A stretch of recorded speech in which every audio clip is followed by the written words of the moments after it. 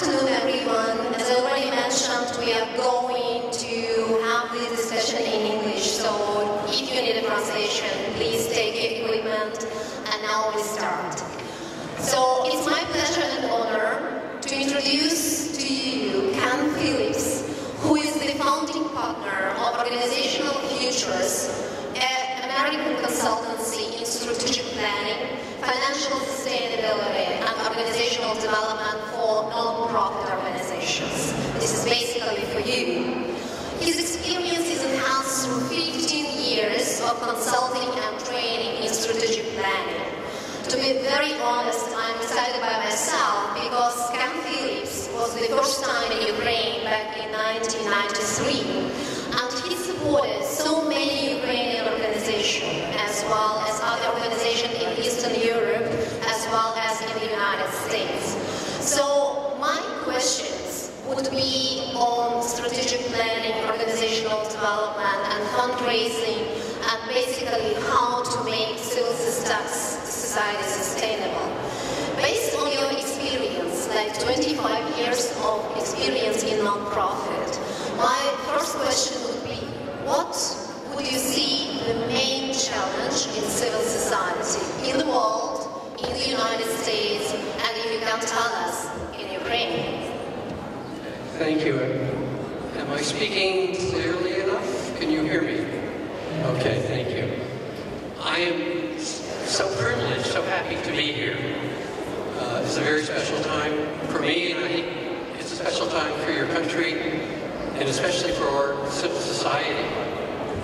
I do have to introduce one more thing about myself, and that is that you have my favorite name, because my daughter's name is Tatiana, and my other daughter's name is Larissa. So it was through literature that I first came to know about these wonderful names, and I'm happy to be here. Wow. You do so much here. I'm really impressed. As I was thinking about what to say here in terms of the biggest issues, there was an article in my hometown paper, the New York Times, about a very famous person called Rosa Parks. And Rosa Parks was the African-American woman in 1962 who refused to give her seat in the front of the bus to a white person. She said, this is not right. And of course she went to jail, but she started the civil rights movement. And so one of the things I talk about is, are we more like Rosa Parks, who is somebody who decides to make a difference in the world, or are we all like Martin Luther King? And I know for myself, I'm not a Martin Luther King.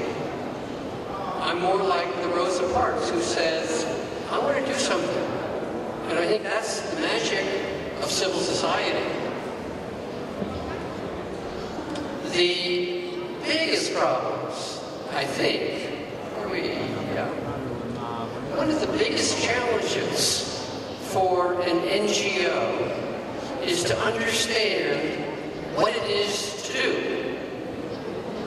Peter Drucker is one of the most famous consultants of both business and NGOs, and he very much influenced my thinking. But his first question is, what is your mission? Who is your customer? And what does your customer value? Now, an NGO has two customers, very different groups. One is the people you serve, children, older people, whatever that might be that you do. But an equally important customer is your funder, your donor, your volunteer, people who give you time and money. And so the biggest challenge for civil society in every country is to know what both customers want, because they're the ones you have to meet and solve their problems. With people you're serving in your programs, it's pretty clear what you want to do. But with donors, the biggest challenge is to find out what, in fact, they want.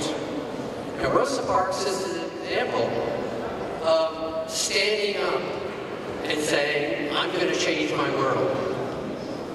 And you have a marvelous history in Ukraine, doing that in a very powerful way, time and time and time again, in terms of opposing your government, standing and saying, no, this is what we want.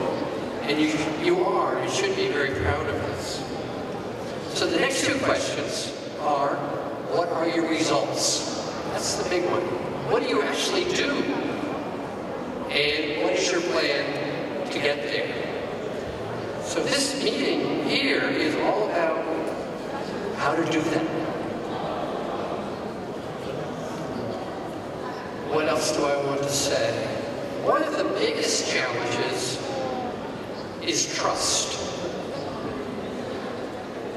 2 years ago, the head of the biggest evaluation agency in the U.S. called me and said, Ken, we're having a meeting of all of the evaluation agencies of NGOs from all over the world. What is the issue that is most important? And I thought, and very quickly said, it's trust. Because people don't trust. In the United States now, we don't trust our government. I think you have the same situation very often in Ukraine. The challenge, the real challenge is, even if you don't trust your government, they can take your taxes. If you don't trust a company, but you want to buy a jacket, you buy the jacket. So with government, you have no choice. With business, you get something right back in return. A jacket, shoes, or some sort of service, and you know if it's a good deal. You can make that judgment. With an NGO, I give Tatiana some money, and it disappears. What happens to the money? Until she does something with the money and helps you people at that table, and then a month later or a year later comes back and says, Ken, these are the results. This is what we achieved. Thank you for your support. So trust is a number one. Yeah, so this is really an answer which we're looking for, trust. But having this answer, can we hear from you? Are there any ways how to build this trust? And in your 25 years of experience, have you ever witnessed how the NGO managed to create this trust to all the constituencies, even through the governing bodies, maybe through other ways? Just can you highlight this, how to build this trust? Well, it's at different levels. It starts with you, the individual, in your organization. And then it goes to your bigger organization, everybody who's working with you. And then it goes to your community of organizations. So it's not just about you and your organization. In order for you to be trusted, people need to trust civil society. And that's a huge challenge. One time, when I was with an international association in the United States called Interaction, we had drafted a statement that said, we assure the highest standards of our members. Okay, sounds nice, right? 2 years later, I went to a board meeting, and I said, ladies and gentlemen, how do we assure standards? And I sat down, and the room was silent, because there was no way, they were not doing anything. So the chairman of the board typically said, Ken, that's a good idea, will you do something about it? So I led a process that led to what's called the Interaction Standards for Civil Society. And we went through a long process of developing them. One of the most interesting things I think we did was I wrote a confidential questionnaire to every executive director of the NGO members. And I said, where is the community of civil society vulnerable? And gave them different areas. And where is your organization vulnerable? And I got all of the answers from 160 people. And I looked at them and it was stunning because almost all of them said civil society and NGOs are really not trusted in fundraising, in finance, in results, in governance. And then when they answered about themselves, they said, oh, my organization, highly trusted in all of those areas. So I shared these results with a group just like this. And I said, look at the person next to you. She thinks you're a liar. She knows she's great. She thinks you're bad, but you think she's bad.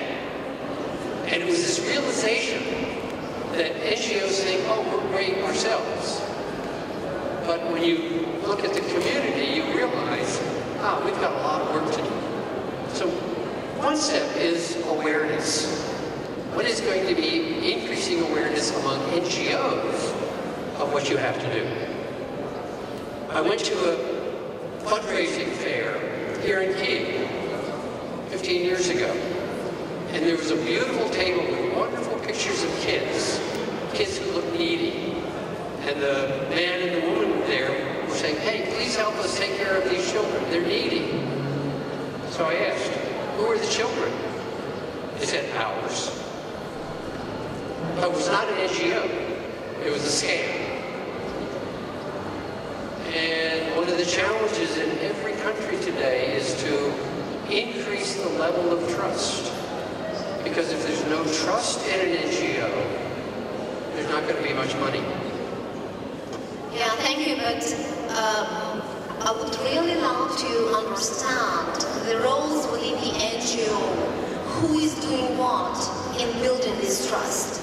We mentioned already the governance system within the NGO, and we understand that the board of directors is quite a meaningful tool, especially in the developed countries, for the NGO development and fundraising and building trust at the end. So what is the role of the board of directors in building this? Wow. Let me come to that in one more minute and just point out these 5 issues here that I think every NGO leader, fundraiser, executive director, board member, should be thinking about what more can I do? Now, this is an answer to the board of directors, because the traditional responsibilities of a board of directors are policy, making sure everything is right in the NGO, so it's assurance. Without these things, there cannot be assurance. So the board of directors has this very special role of making sure everything goes right. And it's also the board, I think, who should be leading the change process. Very often when I'm doing a program with a client, I would get the 20 or the 100 people on the staff and the board in a room like this and say, let's talk about change for a minute. And let's say, over there is the status quo. And over there, out the door, is everything has to change. And I ask people to think, where in your job do you think? Do you think everything is right and you should continue doing it? Or do you think everything has to be changed? So people would think. And I said, okay, get up and walk to that point between everything's perfect and everything has to change. And usually it would be a curve of people. And I'd ask, why did you stand here? Why did you stand there? And it's interesting because usually it's the implementers of finance, implementers of program who are, pretty good job we're doing. It's the fundraisers who are saying, no, we need to do more, we need to do better. When I did that in my own organization as executive director, I I was pretty much there, but all of a sudden from the outside of the room, I heard the chairman of the board saying, "Ken, where are you? You've got to change a lot more than that." So he was leading the process of change. And he used those same expressions of Peter Drucker of what are your results and what are your plan? But he added two more. He said, organizations that don't change die. And he said this from a business point of view. Businesses that don't change die. Then he added another one. He said, executive directors who don't respond to change leave. So this is another high priority responsibility for a board of directors, which is to hire and fire the executive leadership. Now, another really important thing for the board is to be representative of society. Very often in this region of the world, I've seen that most board members are often primarily interested in implementing programs, and that's good. But when you move to the level where you're needing to raise resources, the board members also need to be representative of business, of people with extra money, of people who represent similar organizations, different organizations, because the board member has a special credibility. They always should have very high reputation, but they bring into your organization attitudes and also friends. So every organization I've ever worked at, I've said we need more people on the board from business, more people on the board who can help us raise money. And then that's the process. Change your board to help you change your organization. So members of boards are really important in change management in other boards, but also, as you already pointed out, they are promoters of the organization itself, of the organizational values, and as I understood right, for the fundraising itself. So they might put this responsibility on the executive director, but still they are promoting the organization in the outside world, right? And in this regard, my question would be, we know that there are so many civil society organizations who are, or which are funded from the government budget, and which are funded from the international agency budgets. So my question would be, are there any threats for those organizations who practice to have this earmarking policy? Are there any threats for fundraising policy for those type of organizations?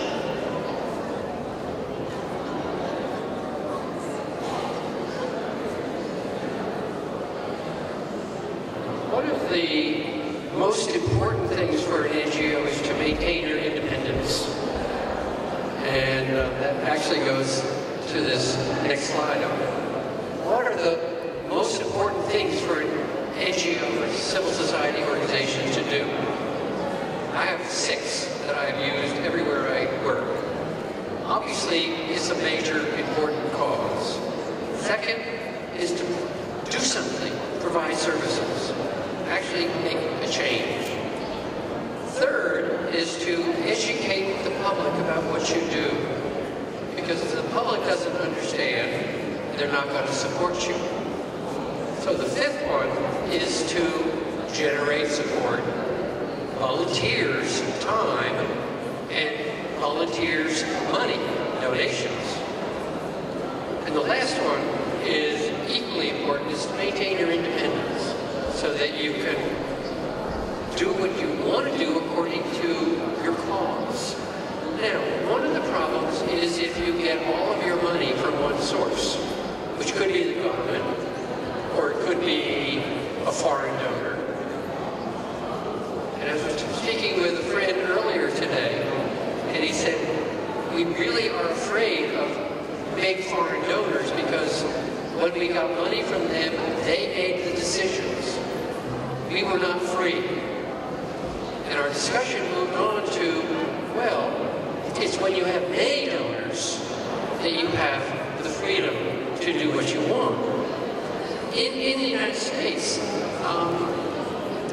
the funding from the public in terms of donations, 70%, 75% comes from people, individuals like us, sometimes rich, sometimes middle, and very much sometimes poor, who make donations. And that's a big amount of money. At the same time, government, national, regional, and local, also give contracts, mostly for very specific kinds of work. And that's about the same amount of money. So we receive a lot of money from the government because in the United States, the government has learned that NGOs do better work, get better results, do it for less expense than if they have their own employees. So we're competitive, and I think it's very good to be competitive. Yeah, I think that the key words here is independence of the civil society and the competence of civil society. And it's really interesting to grasp the audience understanding, because we understand, we take it that the most of you are civil society representatives. But may I ask you to raise the hands which NGO receive funds from government, from central one, or from local one? Please raise your hand. Not many. Yeah, that's true. Which civil society organization are supported by the international donors, like European Commission, USAID, UNDP? Don't worry, we just want to know who are you, who are here in the okay, much more. But any other donations, maybe there are non-governmental organizations which are supported by the community funds, by the local funds. Are there any? Okay. But also for us to understand who we are talking to, are there any business associations here? Are there any local or central government officials here? Raise your hand, don't worry. Oh yeah, nice to meet you. And please, if you have charity funds here, please raise your hand. And non-governmental organizations who provide services to children, to vulnerable groups of people. Okay. Students, are there any students here? Okay. Thank you very much. We welcome your questions whenever you wish to interrupt us. We want you to raise the hand and I will take the question from the audience. However, we will have a specific session at the end of our interview. But if you have any urgent question, please raise your hand and ask Ken whatever you want to ask about, because this is really a very rare and unique opportunity.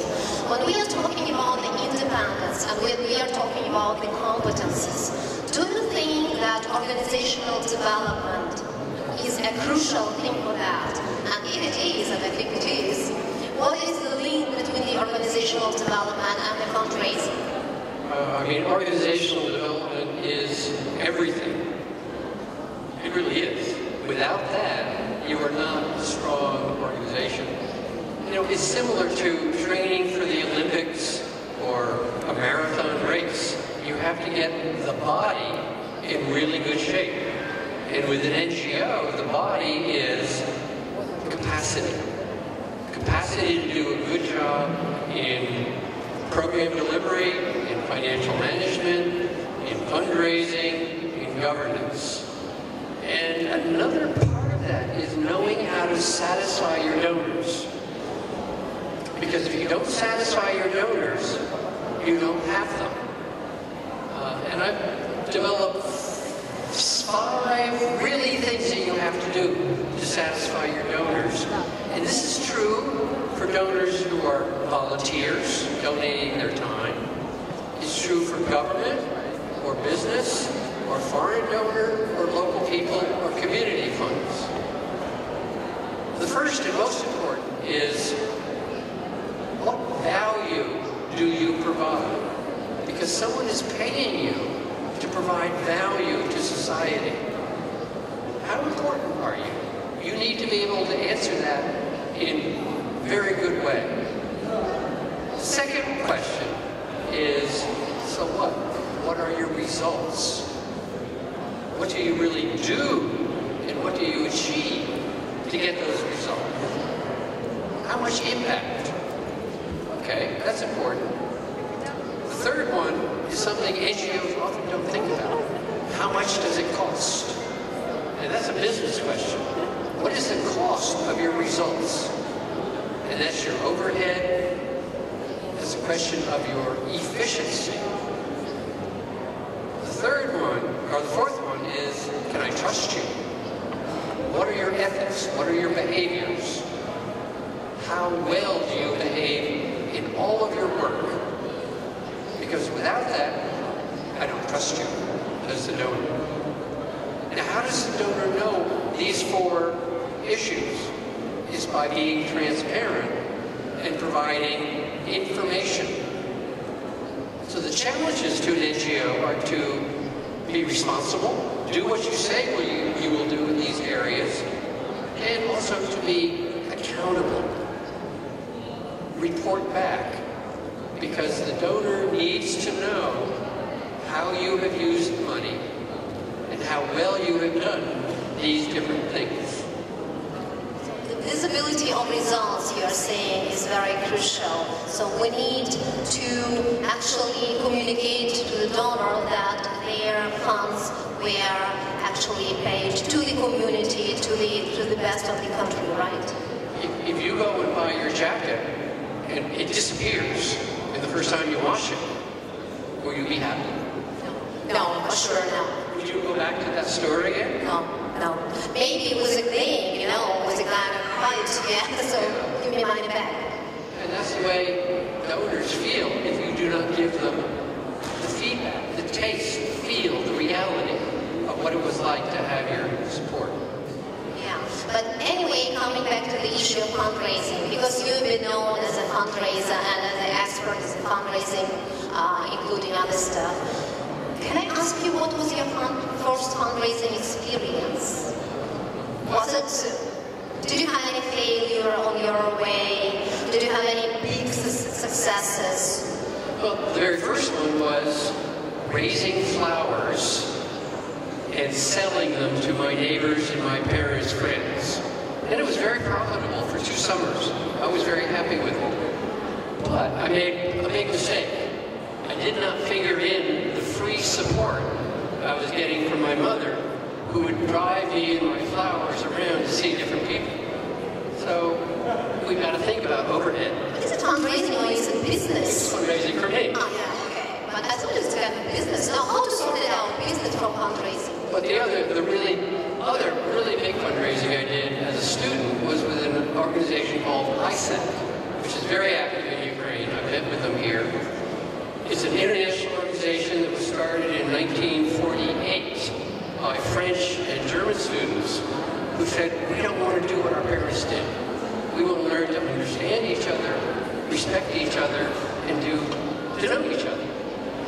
Now, ISAC is operating in 180 countries, and there are about 1 million of us alumni. So I was wanting to participate in the exchange program, and it was a business exchange. So if students in Germany and France and US and Canada at that point were raising local jobs from companies for foreign students and vice versa. So my first fundraising experience was talking to business executives about why they should participate and hire as a trainee a foreign student. And the message, it really taught me how to present myself, how to talk about things from the company's point of view. And one of the most powerful arguments I had, and this was in the 1960s, it was that international exchange of students and international understanding is a way to promote freedom and democracy and the good part of business. And I found companies were really responsive to that. So that was my very first. A couple years later, I had been elected to be the full-time national president of the ISAC organization in the United States. And one of my jobs was to raise money to pay for a conference of 200 students coming together from all over the U.S.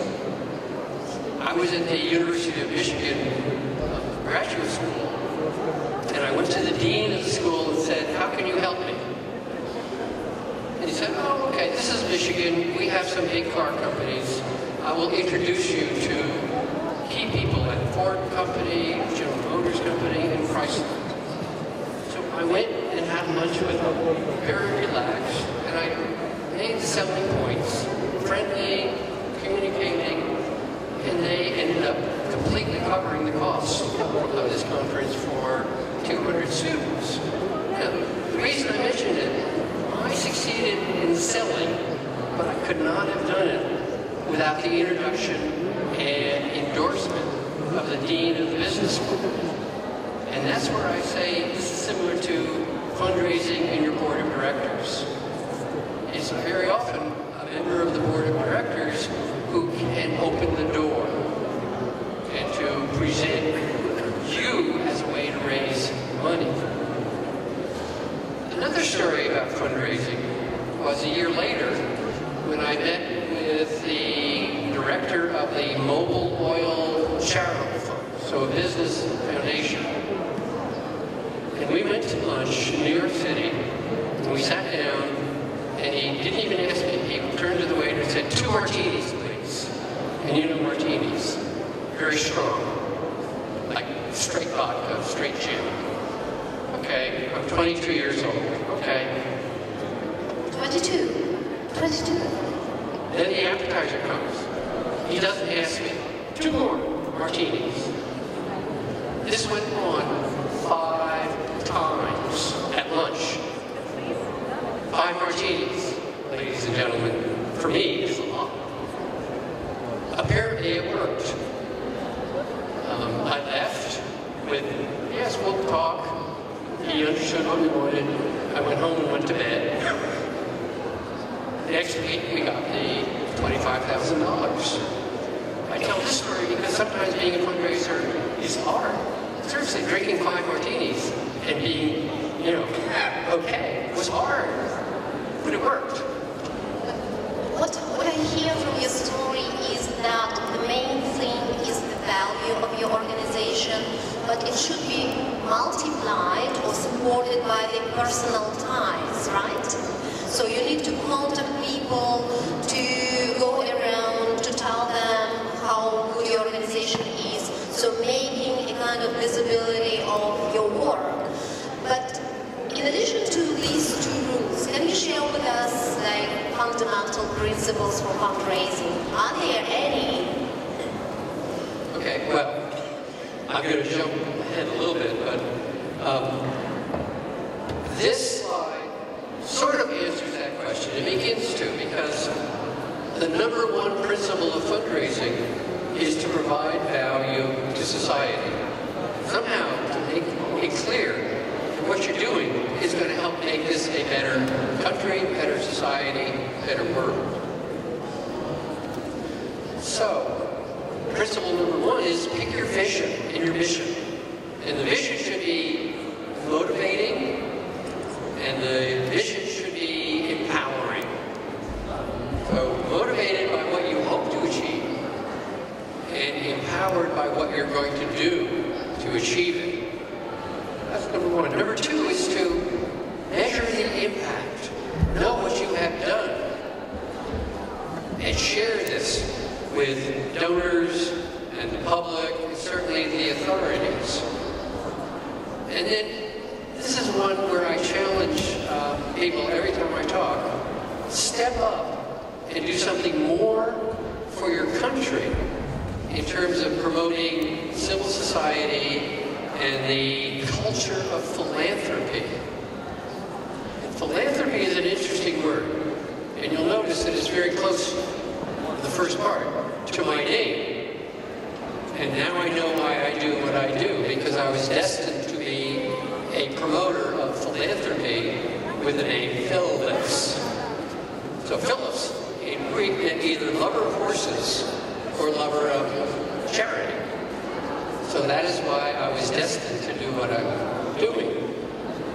The culture of philanthropy comes from many things.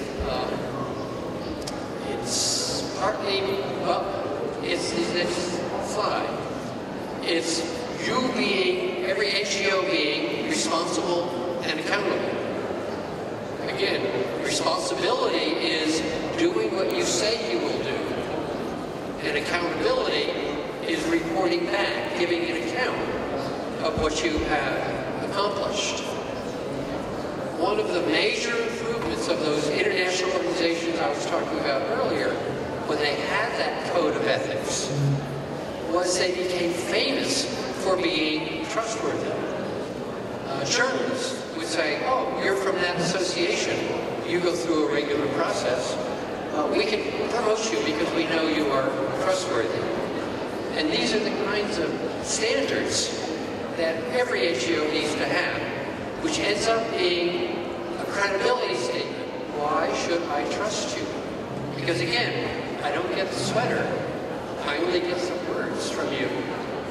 So your words have to be trusted. And behind that is something else I really have come to believe very strongly, is that fundraising is like making love. You have Making love? With a donor? It is. Or with a donor? It's courtship. It's knowing, to get to know the donor first, right? It's knowing what the donor wants. And here, it's helping to find donors who share your dreams. As a fundraiser, I can't force you to do what I want you to. I have to go through a room and find out, in this room with 25 people, who want to do what I want to do, and we work together. So finding donors who share your dreams is step one. Getting to know them better, just like in courtship. You find somebody, then you get to know them. Find out what they want, what their dreams are. What do you want to do in life? I've done this, it works. And then show how you enable them to have their dreams come true. And then finally, the most important of all of these is to exceed their expectations. This is very much like courtship. When you do this in a personal relationship, everybody's happy. You're presenting right now a very interesting hierarchy, because usually a very common practice is that a very famous NGO is trying to find the donor, and sometimes we hear the complaints from the NGOs that donors press the agenda of the NGOs. You are now presenting another world, I would say. So basically you are saying that values, mission and vision of the NGO comes first. And this is really a freedom, being independent to choose the donor, right? Yeah, this is really something which we are striving for. But for this, I think that the NGO should have some capacities. And in this regard, my question would be, is there any strategy for fundraising? Is there any organizational culture? So you could share with us. Oh, wow. Values and organizational culture. One of my favorite phrases is that your culture can be oil in your engine or sand in your engine. Because if you have the wrong culture, your engine will not work. I once did some work with a very, very big, huge organization. And they had a policy saying women in development are important, effective, successful. We value that, we promote that, we support that. Okay, good policy, right? I went to their board meeting and I saw older men on the board of directors. So the culture, in fact, in that organization was, we say the right thing about women, but we older men, we know the truth. So their culture undercut their policy in favor of women. I hope that's changed in that organization. So your values and your culture are really important. Another example, when I was executive director of an organization, there were, I guess, 100 staff members. And we were in our second strategic plan. We had a very successful first 3 years. We doubled the income, doubled the programs, doubled the number of donors. And actually, I did that by being a very authoritarian leader, because I knew what we needed to do. The staff were smart and wanting to work, but didn't have the experience. So for the first 3 years, I did a lot of the direction. At a board meeting, for example, I would give the report on program results, fundraising, finance, everything else. After 3 years, the other staff, hey, wait a minute, we can do this. We had a meeting with 100 people in the room about our new culture. And very quickly, we agreed that we really needed to be passionate about the mission. And I think that's a very standard idea for an NGO, passionate about what you do. Good. Second, we came to agree that we had to be committed to good donor service. Really serve our donors very, very well. No problem. Third was to be obsessed with growth, obsessed with finding more donors. And there were a few objectors who said, I don't like that. Then, and this is, for me, it was a very eye-opening experience. A young lady stood up in the back of the room who never said anything in a meeting before. And she said something that was so profound. She said, Ken, I know who you are, but I don't know who you are. You never talk to me. You never come and seek my information. And then she looked out the window and said, I don't feel good here. I wish I felt like the flower on that tree on a bright, sunny morning. And, you know, I was crushed. I was upset, but fortunately I could react in a good way. And I said, wow, I think that's the most beautiful statement. So the fourth part of our culture became let everyone shine. And it changed me. It changed me as the executive director. And I spent far, far more time going around, working with, supporting, listening to, meeting with everybody on the staff.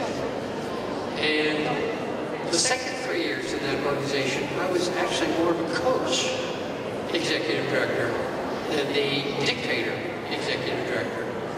And we had just as much success. Now, what's interesting is that there were 4 people in the staff out of 100. At the end of the day, they said, we don't like this culture. We don't believe in these strong words about passion, obsession, commitment. And the consultant we were working with,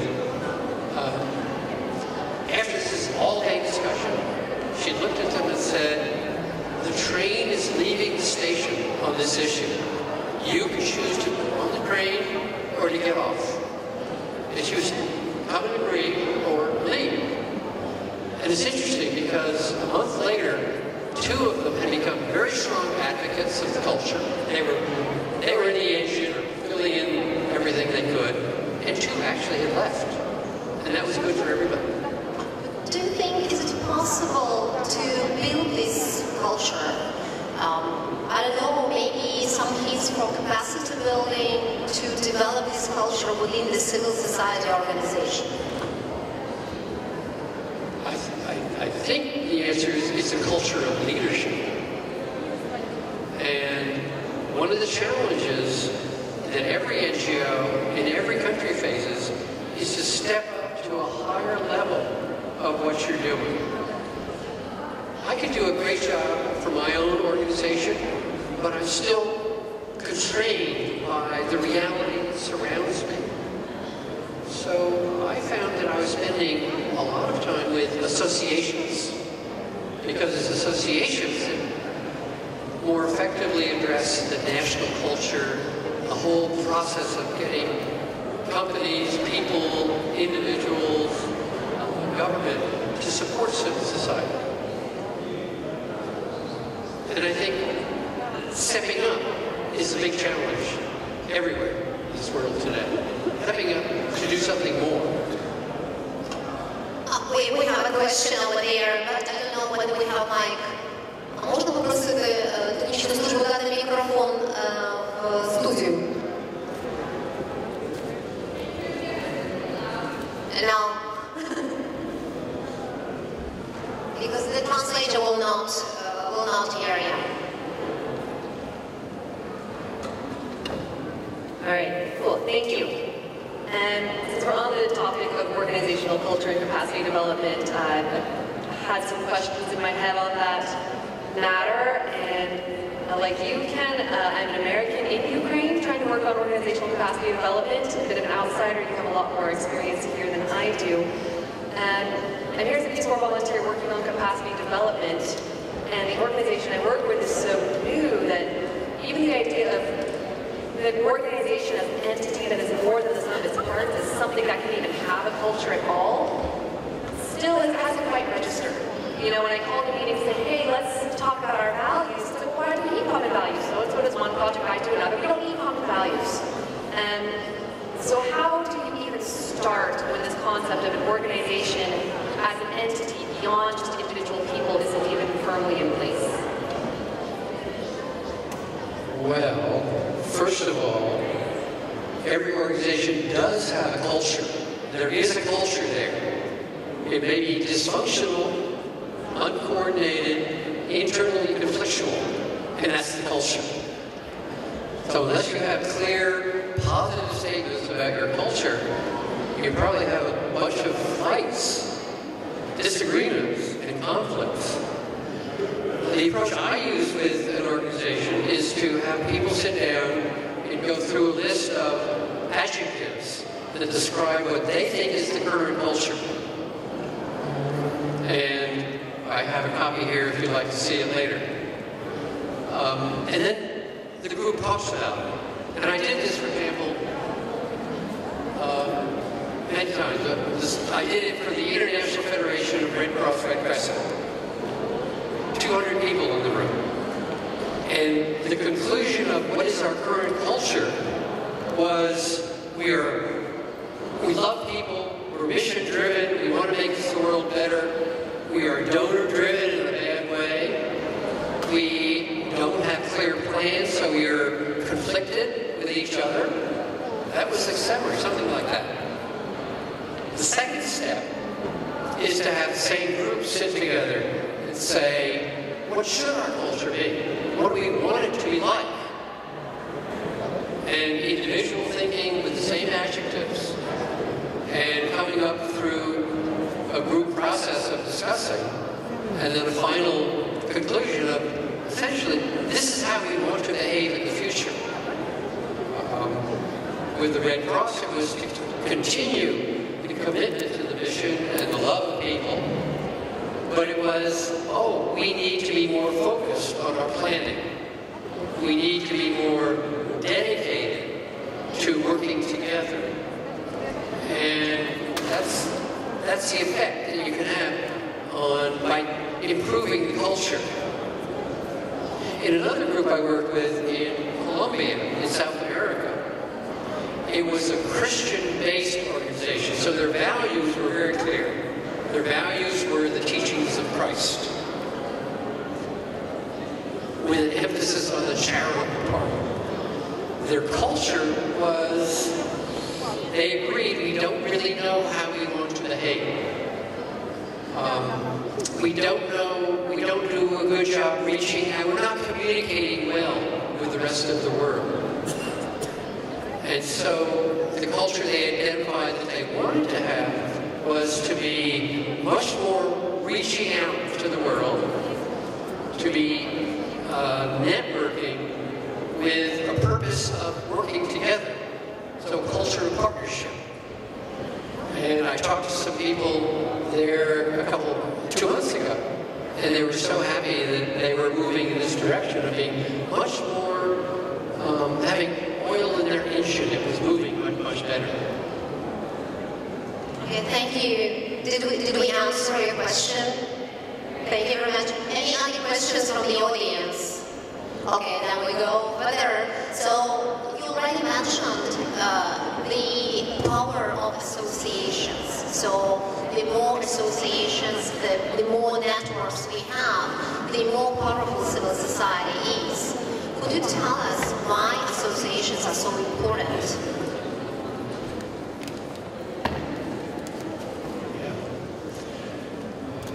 They're important for the same reason that we go to universities. We learn. Let me give an example that relates both to like association in a small way and then bigger. When I was working for Save the Children in the United States, there was a newspaper article critical of some of our fundraising. And so instead of saying, not true, which doesn't do anything, I convened a meeting of our closest 4 competitors.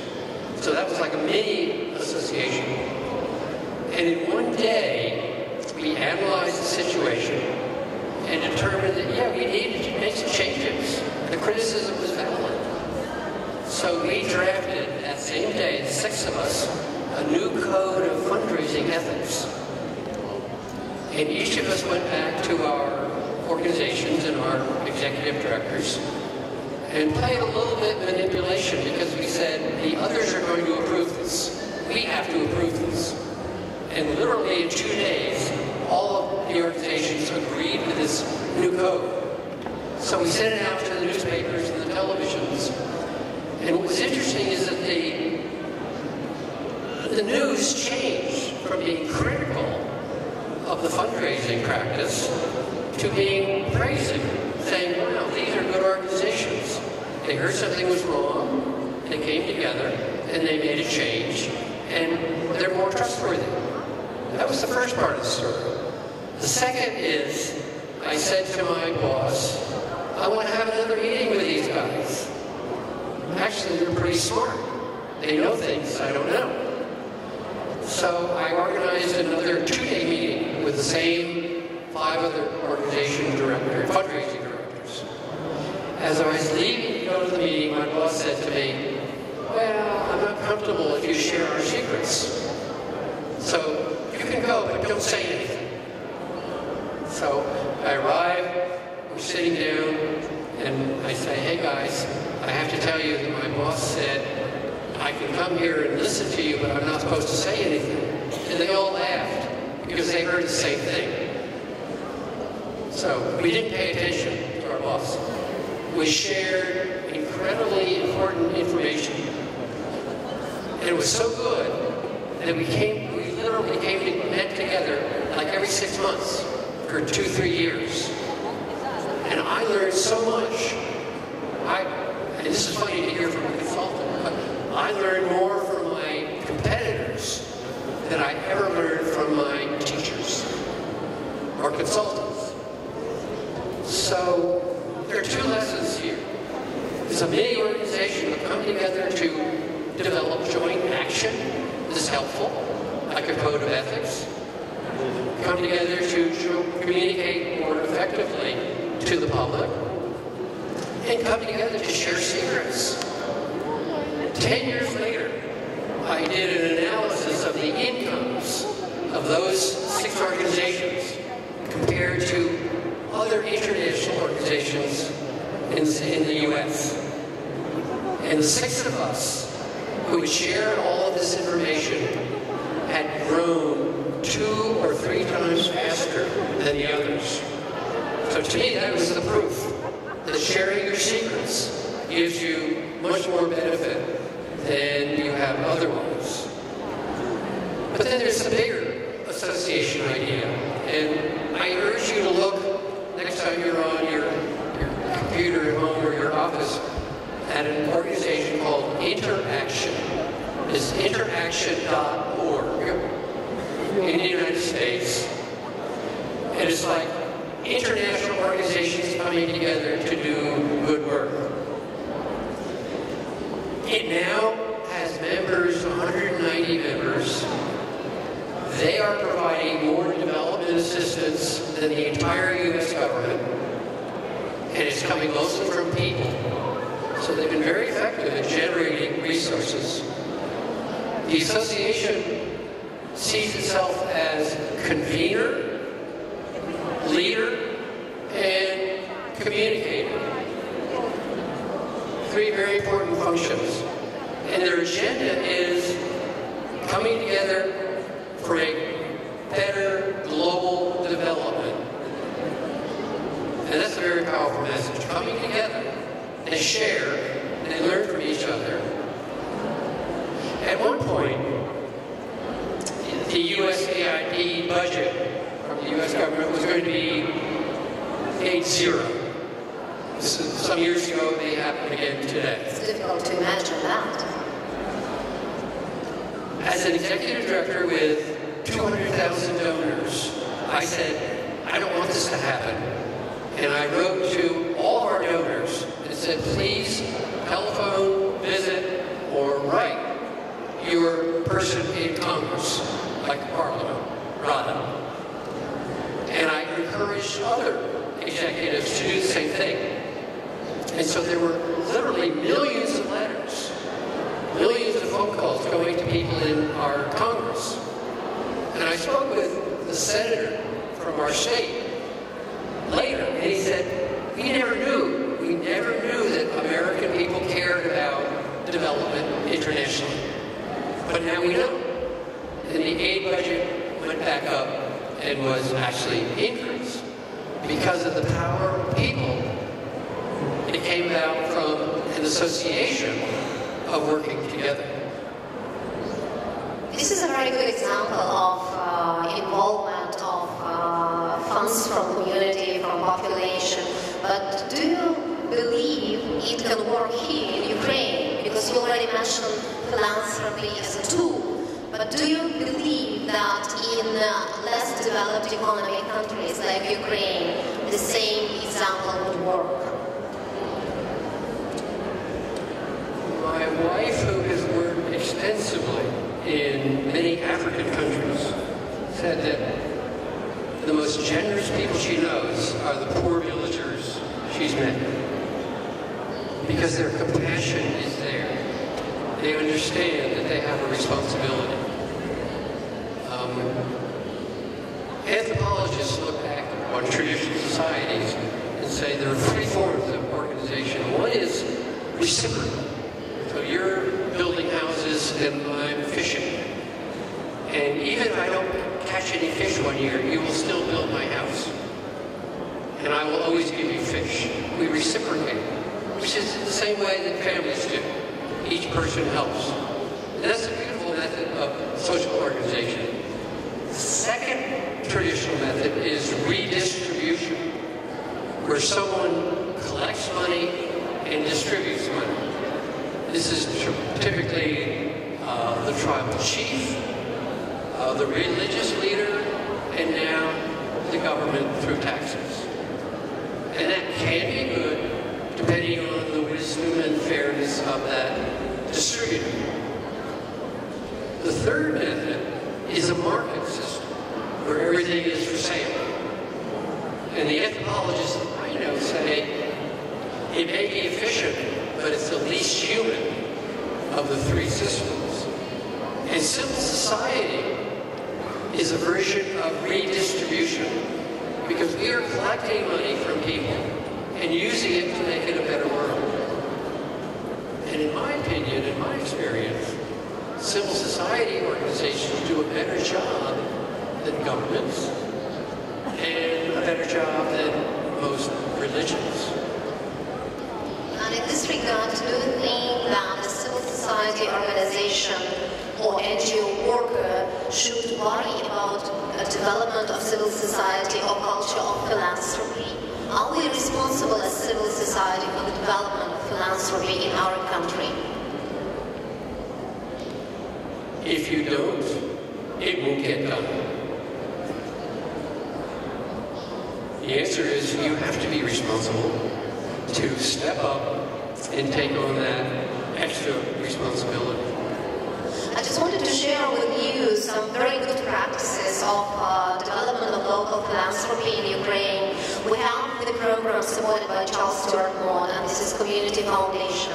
And basically 90% of their funds, they are raised locally. So basically these are people who are paying the foundations for those good work that they are dealing with. And in this regard, what you are saying, the visibility, communication with the beneficiaries and shareholders is really, really important. My question in this regard would be, what do you see an issue in leadership development? Is it leadership, individual leadership vis-a-vis organizational leadership, or should we go both? What would you prioritize for this one? First of all, I think that everybody in an NGO has a leadership responsibility. And this is different from the corporate world, in my experience. The corporate world is very much of a hierarchical triangle.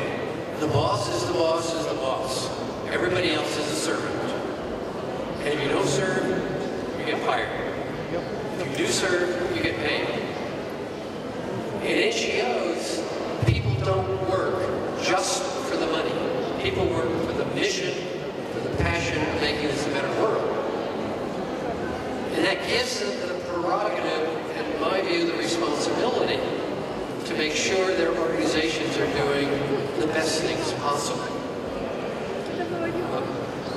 Let me say that these slides that I'm showing now will be made available to people. Absolutely, absolutely, yeah. So I will skip some of them to get to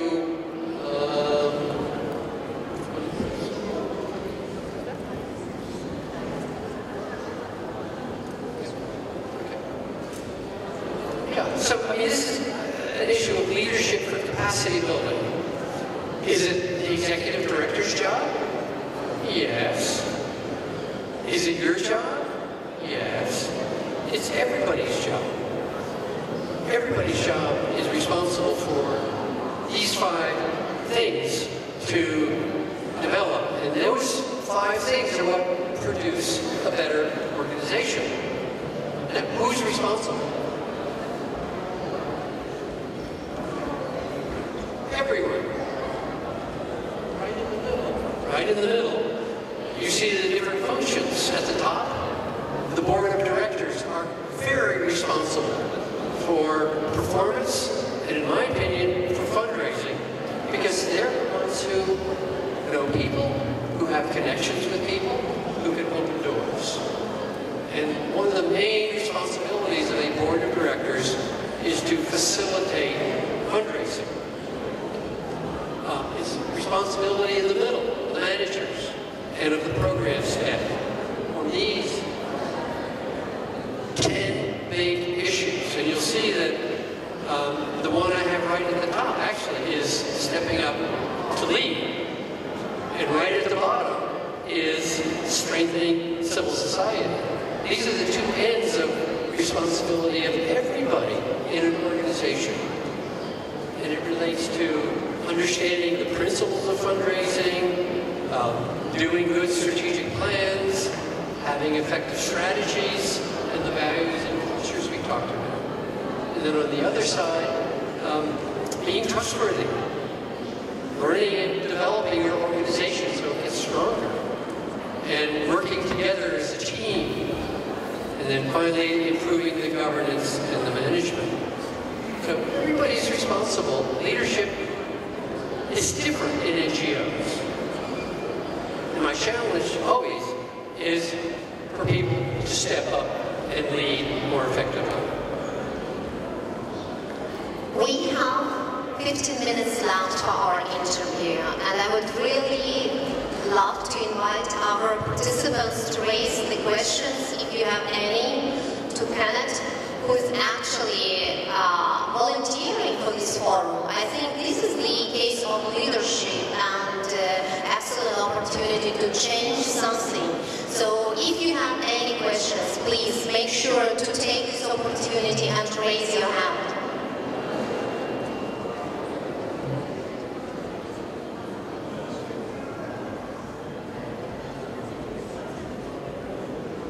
So no questions so far. Okay, let's go. So let me jump ahead to what I see as a major challenge for many NGOs in this part of the world, as well as in the U.S.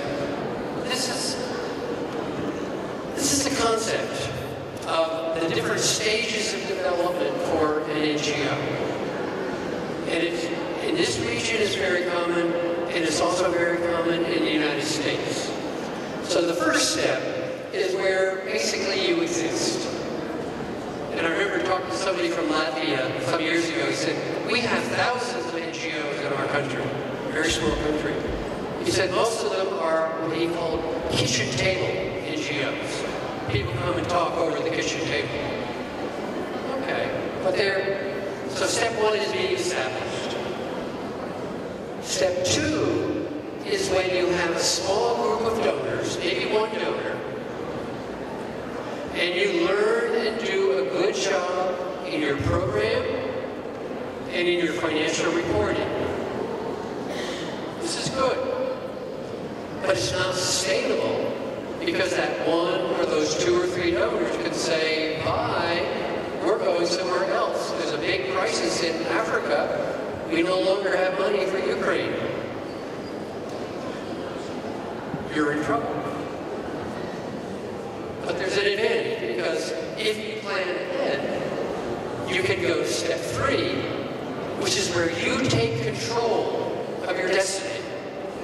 You say as an organization, we are going to develop our program. And that's strategic planning, our vision for the world, our mission of what we do, and find donors who will support us. Effective governance to help in fundraising and make sure we're trustworthy. But we own our plans. I was speaking to someone earlier today. He said, our foreign donor tells us what to do. We don't like that. When you get to stage three, you need to have a public image. Dealing with one donor, you don't need an image. You just converse. But if you're going to the public, they need to know who you are, what you do, and why they can trust you. You also need to have diversified fundraising. And let me show you something if I can walk around for a second. This is the reality for many organizations that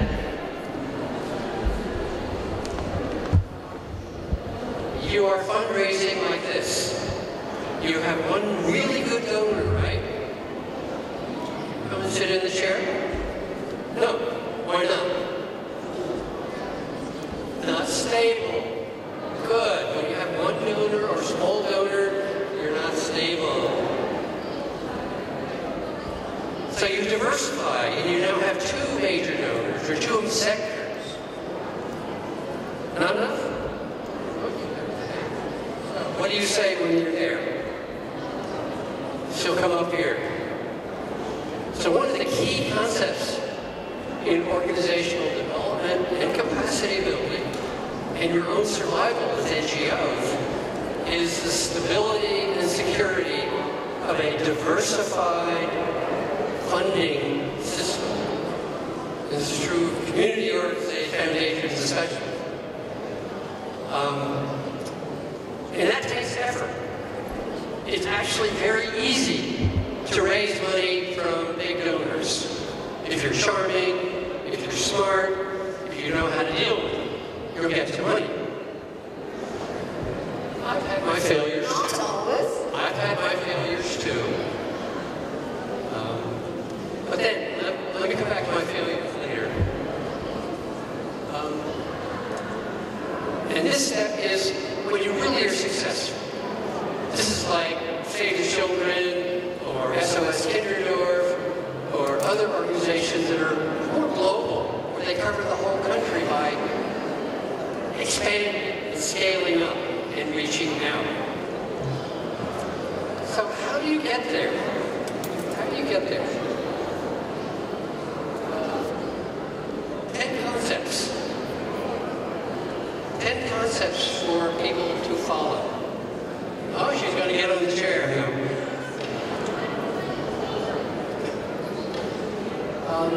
The first one, going back to your question about the responsibility to lead.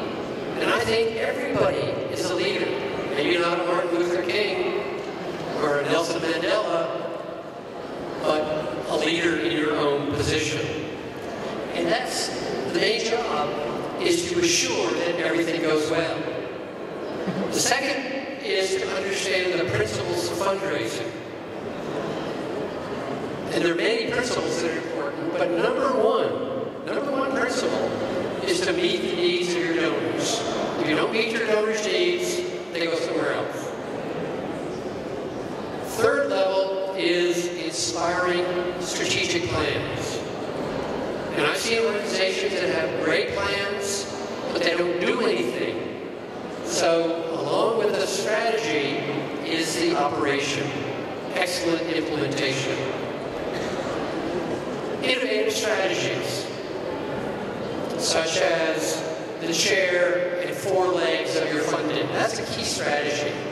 Diversification of funding. And I think individual donors are the only long-term solution to financial sustainability.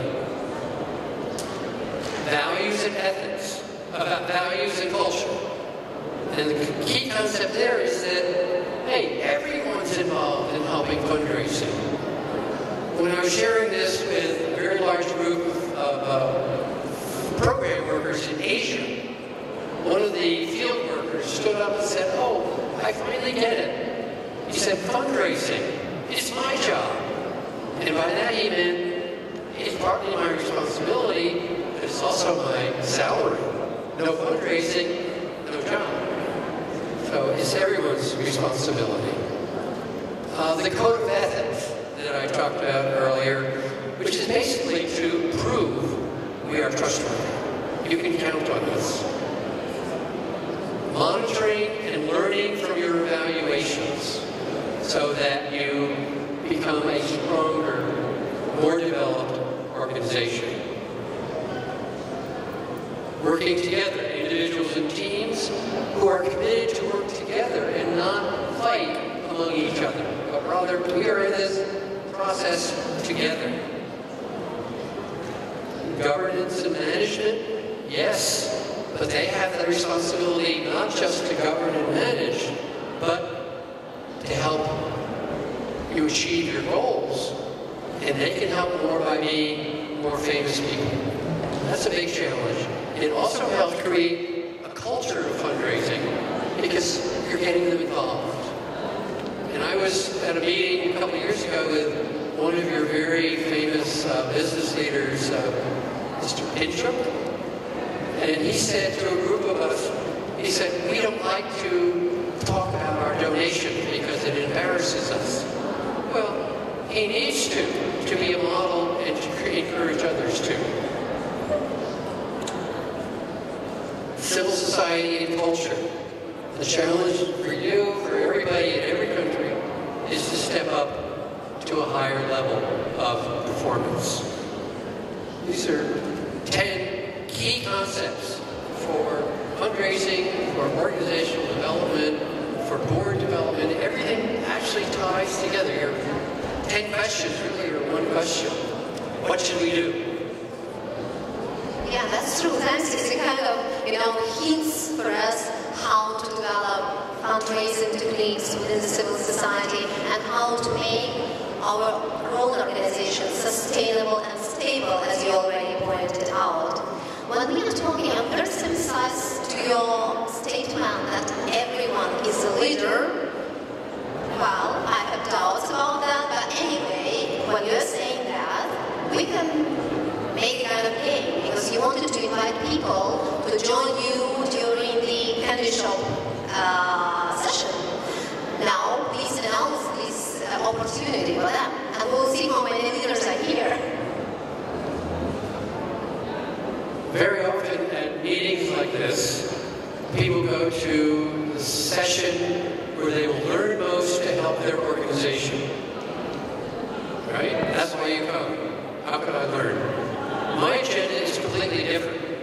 I want to know how you can contribute something to making this a more trusted civil society in your country. So I don't want 100 people in that meeting, maybe 2 or 5 or 10, but I want people who are going to say, yes, we have a responsibility in the broader civil society development, the broader culture of philanthropy. I will come to your meeting, I will work, I will do something, I will help get results. Now my dream is that 5 or 10 of you would come and you would agree to a plan of action, work on that plan of action, and come back to this forum a year from now and say, ladies and gentlemen, we've done research, we've done work, we have a plan to propose to you. And I will make personal commitment that if 5 or 10 of you, or whatever number, come to agreement to do that, I will help you. I'll help you electronically between now and then, and I will find a way, some way, to come back here to your country, my second favorite country in the world. Actually, right now it's my first, because I'm not proud of America. I will come back in March to work with that group to help devise a more meaningful plan. Thank you very much, Ken, because you have done so many wonderful things in Ukraine, and you are so modest to promote this good stuff. I just would like to highlight that many of the Ukrainian organizations already benefited from your strategic planning and organizational development support. And this is Ukrainian Down syndrome, which you are working right now. This is also media groups which were included in the IRIS group. And there are many others, including Ukrainian Catholic University, which you supported a lot from the very beginning. I would love again to thank you for your great contribution, again as a volunteer. And this for me is an example of leadership, commitment, passion, how to change the world. Really, thank you from the organizer side. We are so proud and happy to see you here. And for those who want to join the group headed by Ken, in 15 minutes we will be waiting. He will be waiting for you at one of these tables in the candy shop. Thanks a lot, and I think that a lot of applauses goes to you. Thank you all.